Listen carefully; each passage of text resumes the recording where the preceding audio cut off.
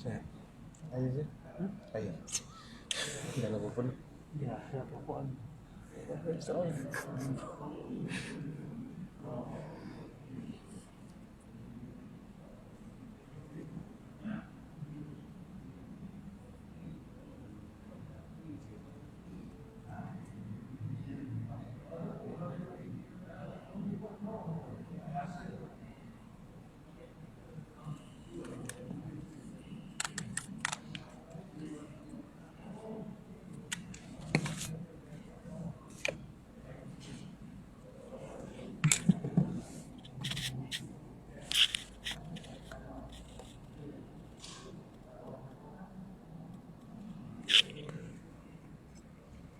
So, Ramadan nanti ikut Ramadan nanti ikut cara biasa 29 Mei 29 April. Lepas tu kita nak slot yang lain sikit ke? Yang tu kekal, biasanya kalau ada yang lain nanti ada yang bagi kalau dia faham. Sebab Zuhur tak dibenarkan. Zuhur. Apa tak tahu. Oh ya. Tak masa ni dia tak boleh. Subuh pun. Terawih buat apa? 20. Tak sekiranya ni lah. Maghrib. Kita bagi waktu sebentar. Sebab kan kalau Maghrib ramai sebab orang masuk. Orang masuk Maghrib. Kalau masuk Isyak tak boleh. Ini kuliah kita Isyak habis kan? Ha? Isyak berhenti habis kan? Sampai Isyak. Okay. Bismillahirrahmanirrahim. Assalamualaikum warahmatullahi wabarakatuh. Al-Fatihah. Bismillahirrahmanirrahim. Ar-Rahmanirrahim. Maliki yawmiddin. Iyyaka na'budu wa iyyaka nasta'in. صراط الذين أنعمت عليهم.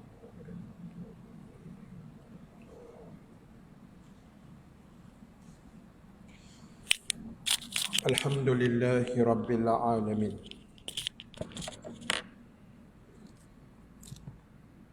الذي حبب إلينا الإيمان وزينه في قلوبنا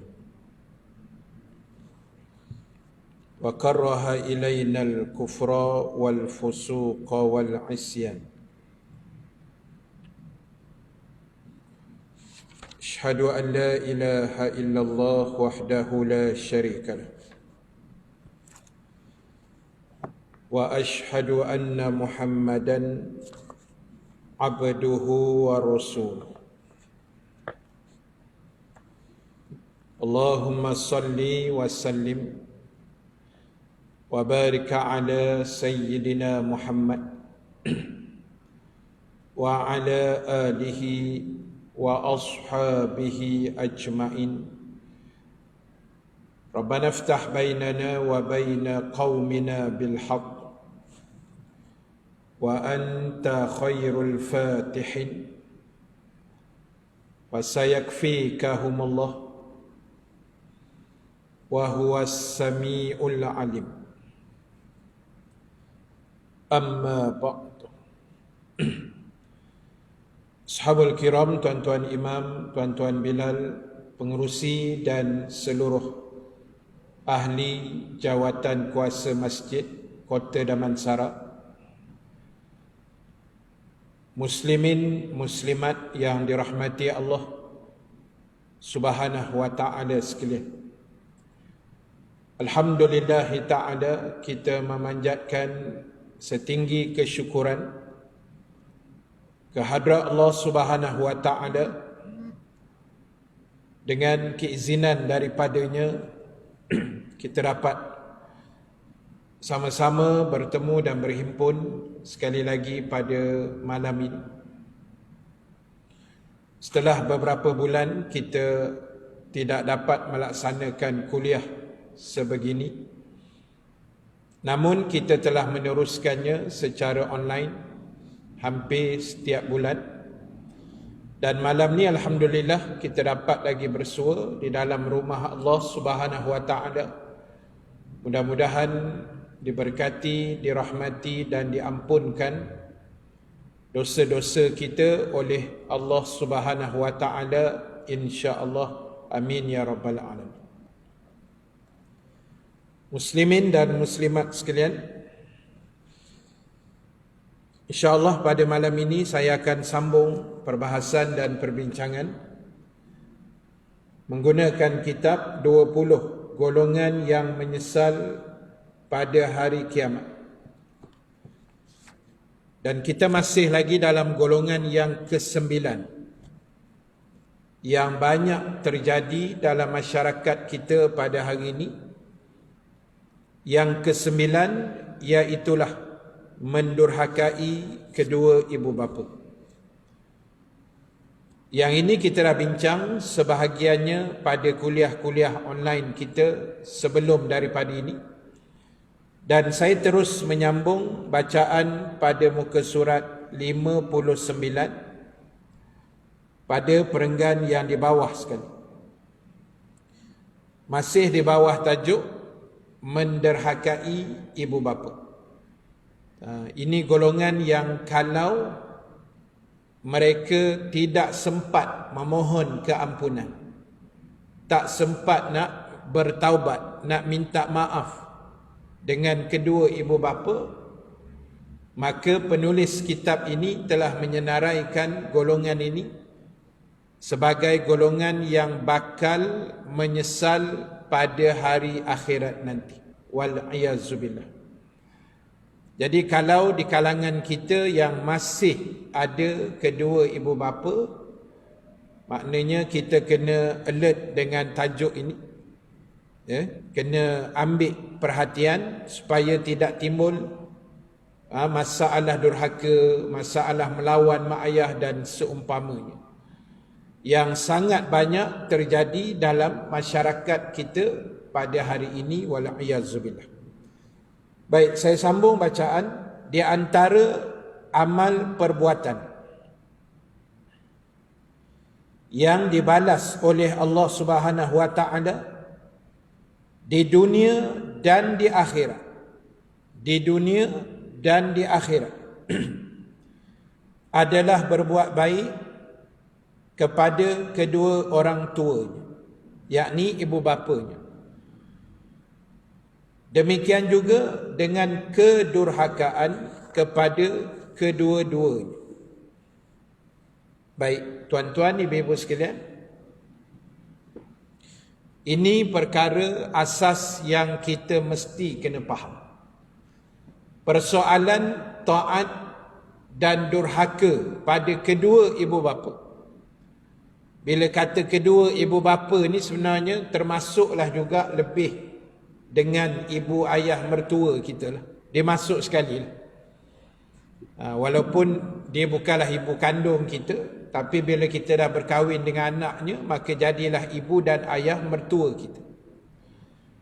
Jadi ingat, buat baik pada kedua ibu bapa dan melawan atau durhaka, dia punya pembalasan yang Allah beri di dunia pun Allah dah beri, dan disambung pula di akhirat.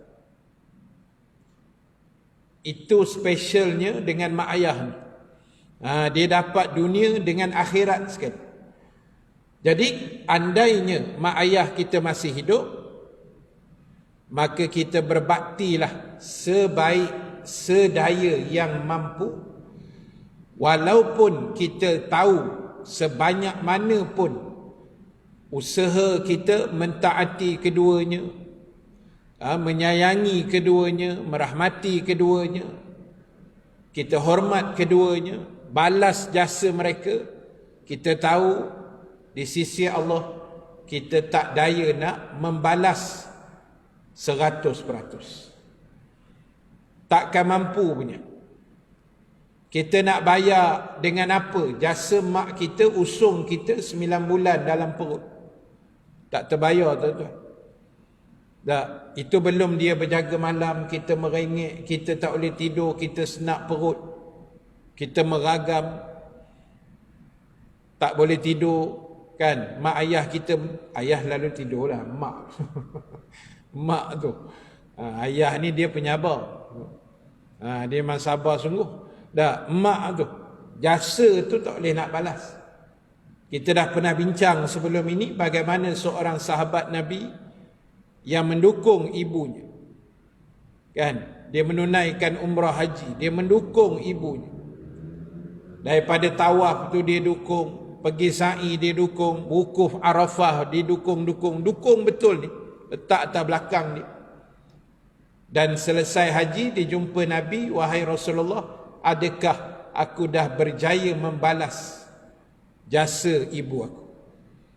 Nabi kata belum. Itu setara dukung buat haji tuan. Kita baru pimpin tangan masuk Tesco, masuk pasaraya mall, bawa pergi bercuti lah 2-3 hari dah. Sebelum Covid dulu ni pun kita dah rasa macam ahli syurga lah kita ni. Nampak? Tak apalah, dah benda baik, tak ada masalah pun. Cuma nak sebut sampai level dukung macam tu pun, bukan dukung saja-saja, dukung buat haji, umrah. Benda yang rukun Islam yang kemuncak kan, haji umrah.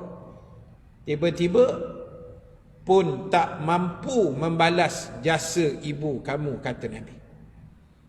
Jadi memanglah kita nak balas 100% ni tak mampu. Jadi untuk mak ayah kita yang masih hidup, kita pesan sekali lagi, berbaktilah. Turutilah apa kehendaknya, yang kita daya, kita mampu, kita usaha buat. Yakin dan percayalah muslimin muslimat sekalian, atas dunia Allah dah balas. Yang kadang-kadang balasan itu kita tak perasan. Kan? Mungkin kita dah hidup 60 tahun, sihat, belum sakit, tak pernah jejak hospital umpamanya. Mungkin itu faktor berkat kita taat mak ayah, mana nak tahu. Kadang kita tak perasan benda tu. Kan Allah bayar tu dalam bentuk benda yang kita tak perasan kadang-kadang. Payah nak jangka. Walaupun kadang-kadang boleh agak juga. Ujung bulan kita ulur kat mak kita 200-300 ringgit, takat mampu. Tahu-tahu selang sehari dua ada benda Allah ganti balik yang 200-300 tu. Kita boleh nampak. Oh, ini mungkin sebab aku bagi mak baru 2 hari lepas ni, Allah bayar balik. Itu mungkin kita boleh agak yang itu. Tapi banyaknya tuan-tuan, ibu-ibu sekalian, benda yang kita tak boleh jangka. Dan ingat, mendurhakai atau mentaati ibu dan bapa ini, di dunia Allah bayar secara cash. Dipanggil COD ya, cash on delivery. Dah, Allah bayar tunai selalu. Oh, banyak dah tuan-tuan. Kita jumpa banyak. Dan bukan kita jumpa, kadang-kadang pengalaman kita sendiri kan. Masa kita budak-budak dulu, mak pesan dah, kalau main-main luar sebelum maghrib balik. Dulu kan, sebelum bang maghrib balik kata. Dah senja-senja tak reti nak balik. Time tu lah sedap main bola pula. Time senja tu, time tu menjadi pula tuan. Dia selalu begitulah. Macam kita, saya kecil-kecil dulu kan, mancing. Petang-petang pasar pergi mancing kat Sungai Gombak. Mak kata sebelum maghrib balik. Dekat maghrib tu ikan makan banyak. Itu yang jadi masalah tu. Kan lah kali lepas maghrib juga balik lah. Tunggu depan pintu, main kena tibai pun. Jadi tuan-tuan, kita alami pengalaman itu sendiri. Dan kadang-kadang kita dah jumpa dah masyarakat keliling kita ni, yang Allah bayar tunai. Saya dah jumpa banyak. Masa dia bujang-bujang, semua masakan mak dia komplit. Itu tak kenalah, air ni tawar lah, masin lah, tak sedap lah tu, sampai dia terbaliknya pinggan nasi semua lah. Protes. Masa bujang dia ada panah baran sikit lah. Akhirnya lepas kahwin, Allah takdir dia dapat bini tak apa pandai masak. Nampak? Allah bayar kes kan? Pasal masa bujang komplain banyak. mak tak erti masak lah, tak cakap direct pula tu. Dah. Akhirnya lepas kahwin dapat bini pandai masak telur rebus. Mujur lah. Kalau tidak, makan nasi mentah tu. Allah bayar tunai, tuan-tuan. Jadi ingat, benda baik kita buat dengan mak ayah atau sebaliknya, Allah akan bayar tunai. Di dunia lagi, akhirat tu letak tepi dululah. Hak tu memang confirm. Hak dunia yang kita boleh nampak dia punya pembalasan. Kita nak keluar tak? Masa bujang-bujang dulu kan, mak kata jangan keluar, jangan. Duduk rumah dulu, besok je lah. Dah start motor keluar. Bawah lori kan. Kan? Masuk longkang lah, terbabas lah, tergelincir, ada je. Dah melawan kan? Dah kata jangan, keluar juga. Nampak? Allah bagi tunai. Jadi sebab itulah tuan-tuan, ingat apa yang disebut oleh penulis kitab ini. Dia kata, derhaka dan taat dunia pun dapat, akhirat pun dapat dalam bentuk ganjaran-ganjaran pahala yang besar. Pahala yang besar, insya-Allah. Baik. Sambung lagi. Maka anda akan mendapatkan balasan yang sesuai dengan perbuatan anda. Di dunia ini anda pun akan mempunyai anak. Maka lihatlah bagaimana perbuatanmu terhadap orang tua. Jika baik, maka baik pula lah yang anda akan temukan. Dan jika sebaliknya, buruk pula lah yang anda akan temukan. Jadi Allah ni orang kata Tuhan yang maha adil. Dia sangat adil. Kalau dunia kita masa bujang ke apa menderhaka mak ayah ingat, kita akan berkahwin. Kalau ada jodoh kita berkahwin, dan kemudian kalau ada rezeki Allah bagi kita zuriat. Macam mana sejarah kita pernah buat mak ayah kita, tak mustahil. Wa imma benda baik ke benda buruk akan berlaku anak kita kepada kita pula. Kalau hari ni kita jadi anak yang taat mak ayah kita, kita jaga hati mereka, kita raikan mereka, bantu mereka dan sebagainya, tak mustahil anak kita pula buat benda yang sama kan. Memang rotation dia macam tu. Pusingan dia Allah buat memang macam tu, sefirnya. Dan sebaliknya, kalau kita dulu melawan kuat apa semua ni, samalah anak kita pun akan jadi gitu. Sebab Nabi dah bagi tahu bab durhaka dan taat mak ayah, dia akan dapat tunai di dunia. Allah tak tunggu lengah-lengah dan kubur bawa bayar, tak ada. Atas dunia dia bagi siap. Jadi sekali lagi kita pesan, bagi tuan-tuan, ibu-ibu dan semua sahabat yang menonton live malam ini yang masih ada mak ayah, jagalah baik-baik. Hormatilah mereka, sayangilah mereka, raikan mereka, jangan kecilkan hati mereka. Wala taqul lahuma uffin, jangan bercakap yakni jangan bantah. Selagi arahan itu tidak bercanggah dengan Al-Quran, Sunnah dan Islam, jangan lawan. Itu kita kena jaga. Kalau mereka masih hidup. Andainya sudah meninggal dunia.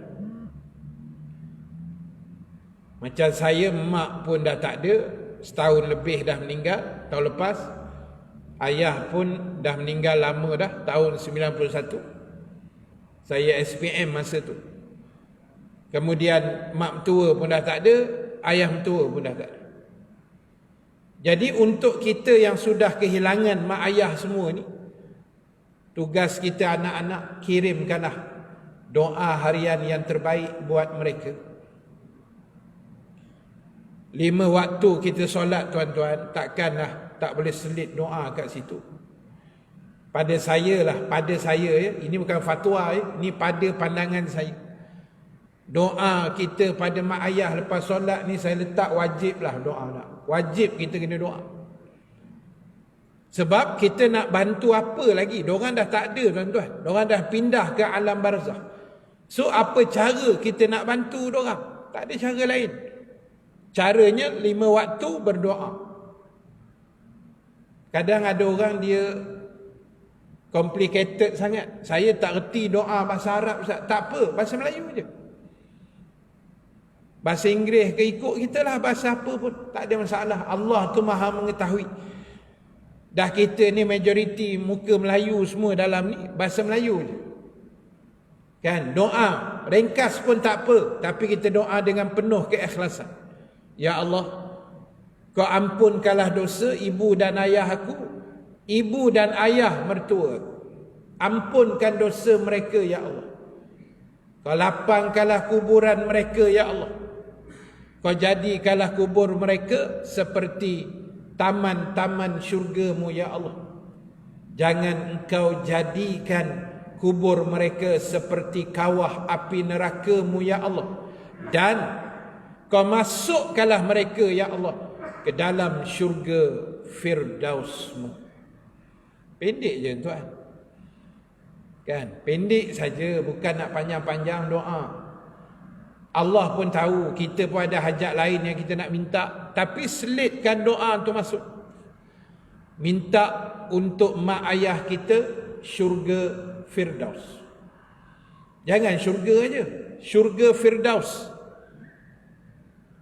Ini bukan saya suruh tuan-tuan, tapi secara generalnya, secara umum Rasulullah sallallahu alaihi wasallam yang pesan pada kita. Nabi kata apa? Iza as'alukal jannah fas'alu jannatul firdaus. Nabi kata bila kamu tadah tangan memohon doa kepada Allah tentang syurga, Nabi kata mintalah syurga Firdaus. Kadang-kadang kita pula rasa seram kan? Ustaz, saya dosa banyak Ustaz. Minta syurga pun rasa malu, ini pula Firdaus. Kan? Kadang-kadang kita rasa juga benda tu lah. Maknanya kita sedar diri lah. Baguslah tu kan. Tapi Nabi suruh minta. Dah Nabi suruh, buat je lah tuan-tuan. Kan? Dah Nabi suruh, kita buat. Sebab Nabi suruh tu ada sebab. Nabi suruh tu bersebab tuan. Nabi kata bila kamu berdoa minta syurga, mintalah syurga Firdaus. Sebab apa? Sebab Nabi kata pertama, kerana syurga Firdaus itu adalah syurga yang dikira paling tinggi darjat. Kalau bahasa kitanya syurga nombor 1 lah. Macam tu.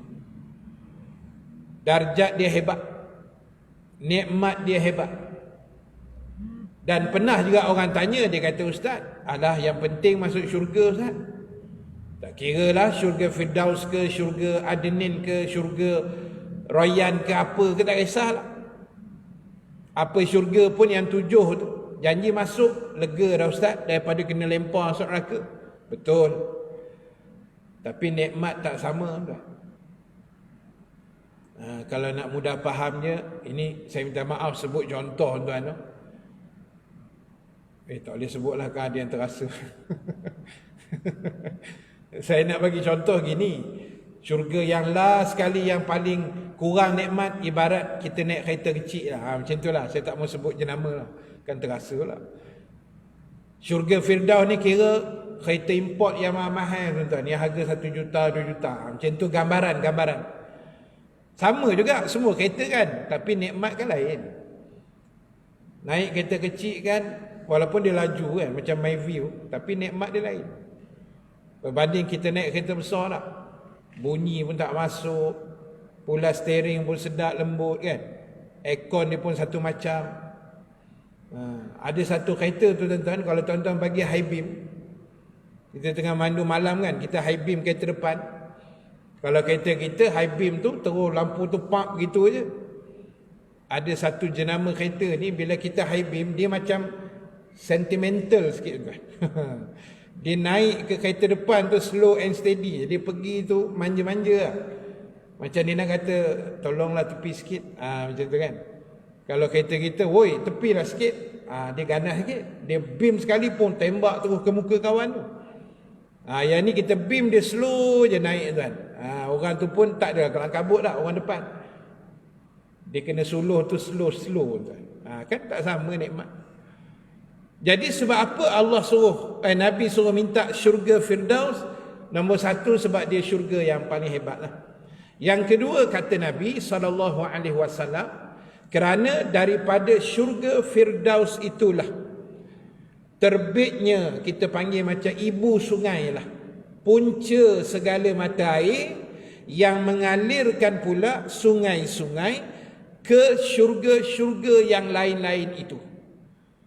Punca air sungai syurga nombor 2 sampai nombor 7 datangnya daripada Firdaus. Maknanya lubuk pusat dia kat situ lah. Pusat mata air dia tu daripada Jannatul Firdaus. Dan nombor 3 kata Rasulullah sallallahu alaihi wasallam, kenapa minta syurga Firdaus? Nabi kata kerana syurga Firdaus terletak di bawah arash Allah. Terletak di bawah arash Allah. Gambaran dan simbolik syurga Firdaus ni ibarat saja. Syurga yang paling dekat dengan Allah. Itu sebab Nabi suruh minta, jadi kita kena minta lah. Especially untuk mak ayah kita kan. Doakan mereka, ya Allah engkau masukkanlah ibu bapa kami ke dalam syurga Firdausmu ya Allah. Amin ya rabbal alamin. Jadi tuan-tuan, untuk mak ayah kita yang dah meninggal dunia, itulah habuan dia. Kita doakan mereka. Lagi banyak benda kita boleh buat. Malam Jumaat ke kita baca Yasin, tak kira lah. Baca Kahfi ke Yasin ke tak apa, baca je lah. Dan kita hadiahkan pada pahala-pahala pada mak ayah kita. Ulama kata boleh.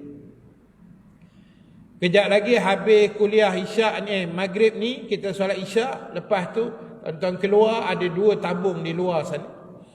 Satu tabung masjid, satu tabung Ihya Ramadan. Tuan-tuan masuk RM10, contoh dah, atau berapa ringgit lah, tak kisah. Dalam tabung masjid, ya Allah, pahala sedekah tabung masjid RM10 ni untuk arwah ayah aku. Ya Allah, pahala RM10 untuk Ihya Ramadan arwah ibu. Boleh. Itu cara kita nak bantu mereka yang sudah tiada. Termasuk adik-beradik kita yang dah meninggal ke, datuk nenek ke, siapa je lah. Wa imah kawan kita sekalipun, tak apa. Ya Allah, aku baca Quran 2 muka surat ni, pahala ni aku hadiah pada kawan sekolah aku yang dah meninggal. Boleh? Sebab kita kena ingat, orang dah meninggal ni tak boleh buat apa dah tuan. Tak boleh buat apa dah. Saya sebut sehari 2 dalam kuliah ni. Benda pertama kata ulama yang terjadi dan mesti berlaku pada orang yang baru meninggal dunia, baru mati, ialah menyesal. Satu perkataan dia tuan, penyesalan. Orang yang meninggal dunia mati tuan, mati saja dia nampak dah muka nakir, dalam kepala dia menyesal. Itu aja, dia tak ada terbit benda lain tuan. Sebab masa tu dia dah tengok betapa ngerinya wajah malaikat Munkar dan Nakir. Nabi SAW menyebut, dan ulama buat satu kesimpulan, antara banyaknya malaikat Allah, yang paling ngeri, yang paling menggerunkan dari sudut fizikal wajahnya adalah malaikat Munkar dan Nakir. Kalau bahasa ni sikit, pinjamlah ya, bukan nak cakap. Malaikat yang paling teruk lah dari sudut penampilan diri ni, iaitu Munkar dan Nakir. Berdasarkan hadis Nabi SAW, kulit malaikat Munkar Nakir itu, kata Nabi, hitam legam. Dan matanya warna biru, kata Nabi.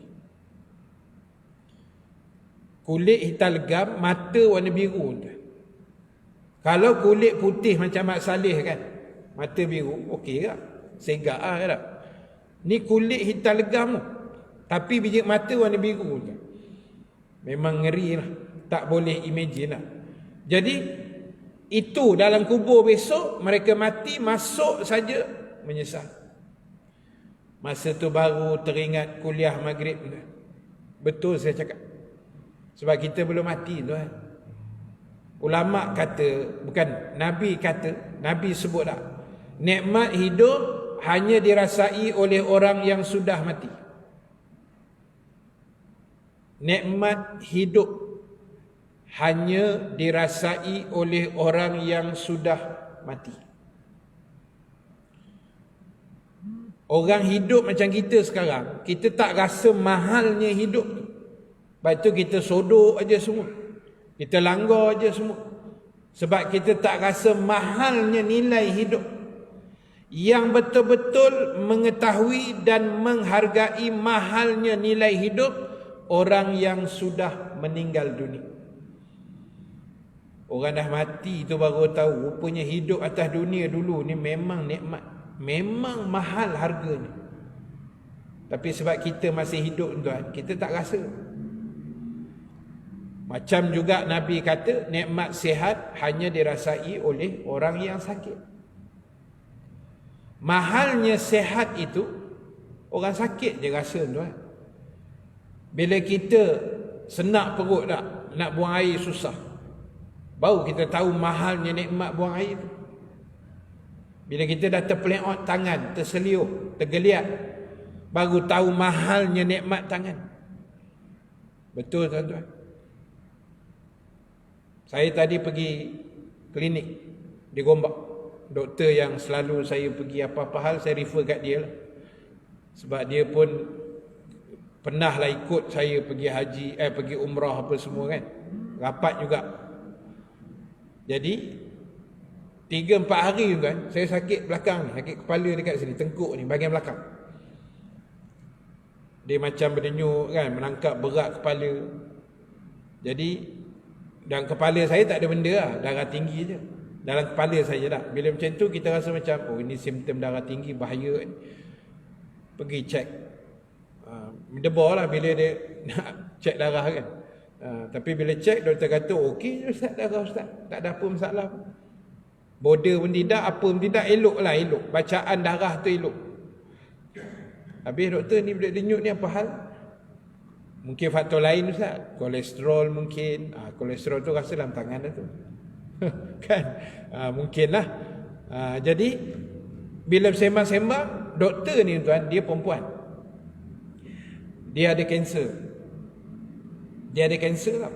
Kanser stage 4. Tapi alhamdulillah tuan-tuan, dengan terapi yang dia buat, perubatan moden, campurlah dengan macam-macam kan. Lepas tu yang saya suka dia ni sebab dia dengan hubungan dengan Allah ni dia selalu link kan. Tadi pun saya kena ceramah tak. Walaupun saya ustaz, dia peduli apa? Dia ceramahnya kita kan, bab-bab ketuhanan, tauhid. Dia kata ustaz, kita kena usaha ustaz, lain kita serah pada Allah, dia pula bersyarah. Kita dengar je lah kan. Nak sebut dengan izin Allah tuan-tuan, zero kanser dia. Dan bila saya sembang-sembang tadi, dia kata ustaz tahu tak kenapa hari ni anak-anak muda kita ni senang sakit ustaz? Dia kata sebab kurang vitamin D. Dongki D. Vitamin D ni kan, yang biasa kita dapat daripada cahaya matahari pagi kan. Dia kata ustaz, sebab itu kadang-kadang yang mati-mati COVID ni, walaupun betul ada orang tua yang mati kan, orang muda pun ada kan mati sebab COVID. Bila cek diorang punya darah, rupanya orang tua-tua ni macam zaman kita dulu-dulu kan. Dulu-dulu mana ada gadget tuan. Pagi bangun terus merayau keluar terjun sungai, kena cahaya matahari pagi. Sebab tu vitamin D kita banyak, antibody kita kuat. Jadi dia kata budak-budak sekarang ni bangun dah pukul apa ustaz, lepas tu duduk dalam rumah tak keluar kan. Jadi tuan-tuan, banyak agak ilmu saya dapat tadi. Sembang lah. Cuma nak cerita, dia kata ustaz, inilah nikmat saya rasa. Saya pernah sakit, baru saya tahu mahalnya sihat, dan hari ini Allah bagi saya sembuh kanser ustaz. Saya syukur pada Allah. Jadi tuan-tuan, ini yang kita kena buat. Ini yang kita kena pegang. Kita ada Allah dan di sana ada pembalasan. Sebab itu tajuk kita bincang malam ni, bab ibu bapa ni taat dan durhaka mesti ada balasan. Baik, akhir sekali tuan-tuan. Sebab bawah tu dah tajuk yang baru. Diriwayatkan daripada Ibnu Umar radhiyallahu anhu. Ia berkata, Rasulullah sallallahu alaihi wasallam bersabda, berbuat baiklah kepada orang tua kamu, nescaya anak-anak kamu akan berbuat baik pula kepada kamu. Itu hadis Nabi. Ya, hadis Nabi ni. Nabi kata buat baiklah pada orang tua kamu, nanti anak kamu akan jadi macam tu juga. Kalau sebaliknya, sama juga. Jadi itulah yang saya pesan tadi tuan-tuan, pesanan kita sama-sama. Maknanya kalau orang tua kita dah tak ada, itulah gayanya. Macam mana kita nak menghadiahkan pahala-pahala untuk mereka, sebab mereka sudah tidak ada ruang untuk buat pahala. Jadi sebab tu tuan-tuan, akhir sekali saya nak menyebut sebagai kesimpulan akhir. Yang pertama, teruskan mengaji, cari ilmu di surau masjid secara online ke apa cara, jalan. Yang kedua, apa juga benda yang kita buat, pastikan niatnya betul-betul lillahi ta'ala. Manusia kita letak tepi dulu tuan. Pujian manusia ke, kejian manusia ke, boh tepi dulu. Itu lantak kat dia. Yang penting aku buat ni, Allah kata apa, Allah kata apa. Itu saja.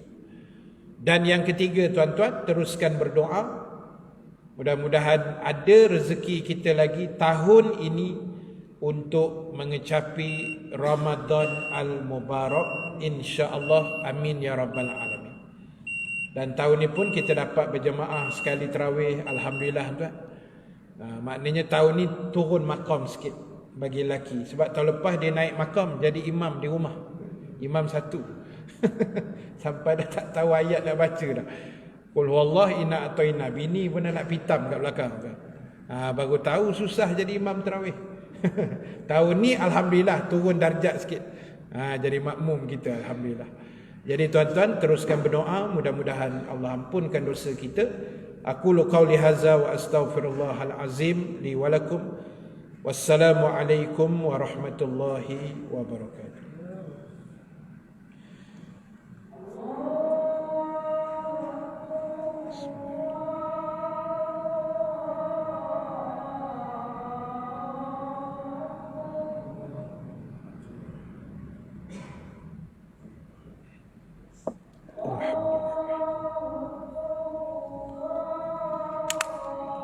Alhamdulillah.